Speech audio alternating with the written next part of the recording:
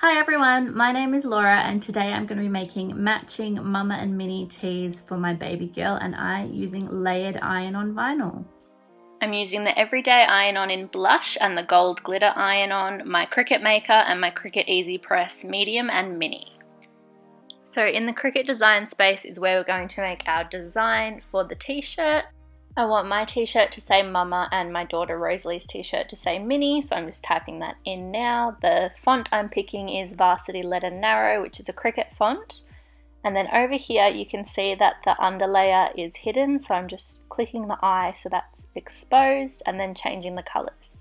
So I want the underlayer to be blush and then the top layer to be the gold glitter. So I'm just picking these colors to help me remember when it comes time to cutting them.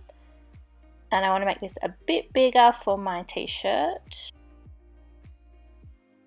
And then for the baby onesie, I'm typing Minnie. And I'll keep that one a bit smaller, obviously, because it's a much smaller t-shirt than mine. Again, changing the colors to match the vinyl that we're going to be using, because that'll put them on two separate mats. It'll show you in a second. Now, because we're doing layered on vinyl, I don't want to weld or attach these two layers together. And selecting the maker, because that's the Cricut machine we're going to be using today. When it comes to this screen, you can see that the blush vinyl is on one layer and the gold vinyl is on a different mat. You want to make sure that you click mirror when you're doing iron-on vinyl. It's very important. When I get a new mat, I like to put a sticker on the protective sheet so that I know which side to put it back down on when I'm finished with the mat. This way you're not going to get any fluff or bits of dirt on your mat when you stick the sheet back down. I like to use the Cricut basic trimmer to cut down the piece of vinyl that I need once I've measured how much I need for my project. So I need about 2 inches width for the gold glitter vinyl.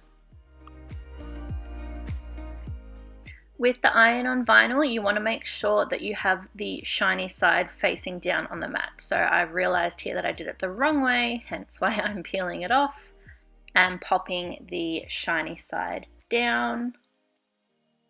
This is because you have to mirror the image when it cuts so that it's up the right way when you put it onto your t-shirt or whatever material you're working with. So I'm just making sure that it's stuck down perfectly and it's not going to lift up at all during the cut. So be sure to double check that you've turned mirror on if you're doing iron-on vinyl, and then just load the mat into the machine. It's so annoying when you cut the thing and realize you haven't turned the mirror on and you've wasted all that vinyl, so be sure to check.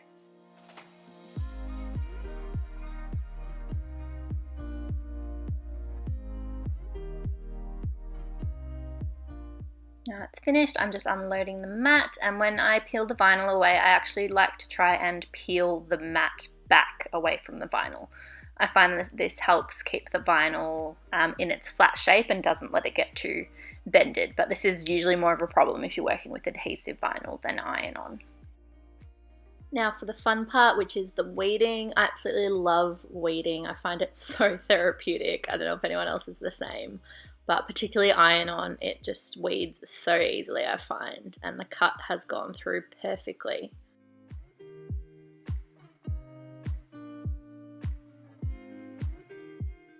This nail polish holder from Amazon is super helpful for just grabbing those little bits of vinyl that you weed. I just stuff them in there, and then when it's full, I just empty it out into my little trash can on my craft table. But yeah, it's super handy for all those little bits that just get stuck everywhere. How amazing would it be to actually be able to weed something this quickly? It's definitely one of the more time-consuming parts of any Cricut project is the weeding process. Now we're doing the pink vinyl, so as you can see, shiny side down. And I'm just getting the Cricut brayer to really flatten that down, make sure no bits are going to lift up and get in the way of the blade during the cut. So now we're good to go. I've checked that I've turned mirror on again and I'm loading it into the Cricut machine.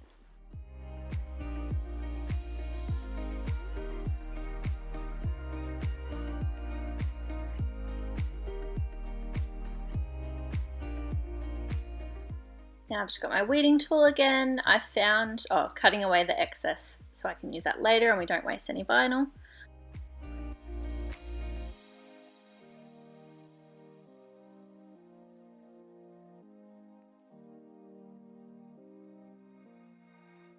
Now that I've just got a few little bits left, I've got the nail polish holder again to dispose of those little annoying bits that just seem to get stuck everywhere.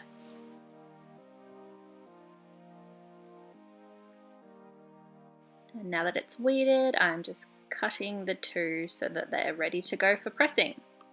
So now that we have cut out our vinyl, we're ready to put it onto our t-shirt. So I'm going to be using the Cricut EasyPress. And on the Cricut website, there is this heat guide. So you just select which EasyPress you're using, the material that you're using. So for the pink vinyl, that was, not Express, that was Everyday IronOn. And the material of the t-shirt or thing that you're pressing it onto. So we've got 100% cotton. And then down here, whether or not you're using the Cricut EasyPress mat or a towel. I have the mat, so I'm going to select that. And then once you click apply, it will tell you what degrees to set your Cricut EasyPress on and for how long you need to press it down for it to adhere to the fabric. For Rosie's onesie, I'm just using the EasyPress Mini. This small size is perfect for smaller spaces to work with, usually baby clothes. And on the heat guide, you can select that you're using the EasyPress Mini. It doesn't have a temperature number on the Mini, it just has 3 different temperature settings. But the guide will tell you which one to set it to, depending on what material you're working with. So following the instructions on the heat guide, I just need to preheat the onesie again for about 5 seconds. This will just help the iron-on adhere properly. And to make sure I'm placing the vinyl evenly on the onesie, I'm just folding it in half now. And then I will iron along the edge so that I get a line to give me a guide to go off when I place the vinyl down. Just to try and make it as even as I can.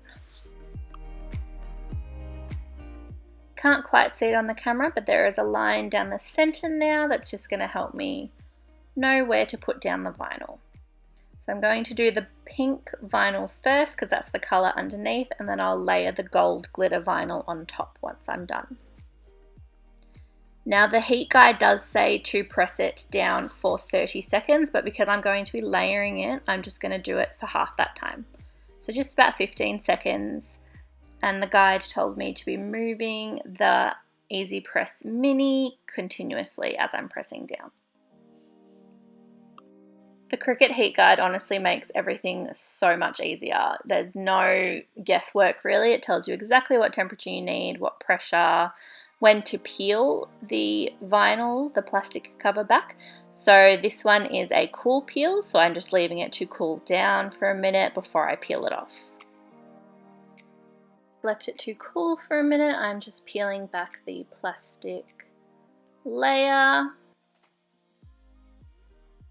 And it has stuck down very nicely, even though I only did it for half the time, so that's great. I'm just playing around with the positioning of the gold vinyl, trying to layer it so it aligns nicely with the pink vinyl underneath. It wasn't perfect, but it was pretty close. You just want to check the heat guide again and put in glitter vinyl because it's got a different setting to the everyday iron-on. It took about an extra 5 seconds, I think, to press down for the glitter. And I'm doing it now for the full amount of time, just so that both the layers really stick down nicely. And moving the EasyPress the whole time, making sure I'm covering the whole surface of the vinyl. Now the guide says to flip it over and heat it and press for 15 seconds on the back. So I'm just doing that now.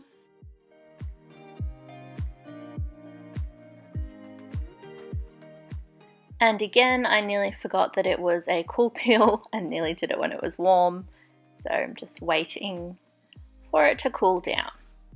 If you peel it too early when it's a cool peel and you peel it while it's still warm, it can wreck the vinyl and get all crinkly, and you don't want that. So So I've left it now, I can peel it, and it looks pretty perfect to me. My camera died, so I didn't get footage of me pressing down the pink vinyl, but I just used the EasyPress medium for my t-shirt. So I'm just layering the gold again, don't mind my head in the way there. I ironed the line down the middle of the t-shirt again on this one, just so I could get the vinyl as close as possible to centered. And now I'm just pressing down for 30 seconds for the gold glitter on top of the Everyday IronOn pink.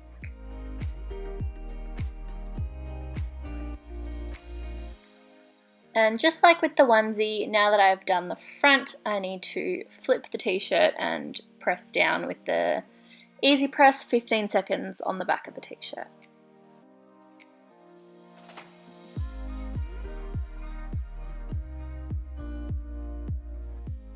Now that it's cool, I can peel back the plastic layer. I'm doing this very slowly and carefully. And we have finished our project. So simple, but very, very cute.